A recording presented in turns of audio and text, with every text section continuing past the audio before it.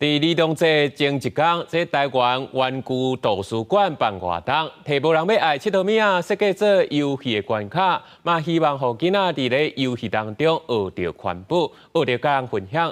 最后嘛要甲遮的佚佗物仔重新整理，关好育养院。这是我最喜欢的衣服，艾莎。这个妹妹家己打扮做公主，这个所在是新北市台湾玩具图书馆。伫遮佚佗物仔拢是原本无人要爱二手佚佗物仔。这届玩具图书馆伫咧儿童节进前举办玩具复活节活动，互囡仔变装二手衫，嘛有甲佚佗物仔打造做关卡，互囡仔伫咧游戏当中学习环保和分享。就是这边提供的二手玩具，有些都是新的，不见得说都是二手的。有些家长都放到忘记了有。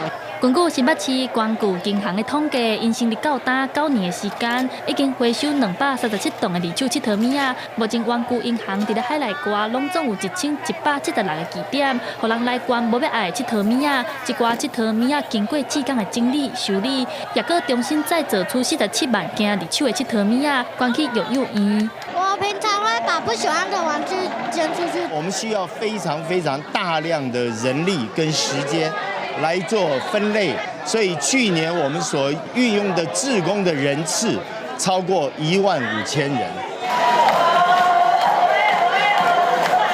一寡伫咧台顶跳舞的时段，拢是玩具图书馆的志工，因为负责甲人关出来二手佚佗物仔洗清气、修理咧，再搁替这佚佗物仔找新的主人。玩具图书馆唔但互二手的佚佗物仔有新的生命，玩具图书馆也因为时段和囡仔的互动，打造出一个充满爱的环境。记者陈阿选、谢桂林新北报道。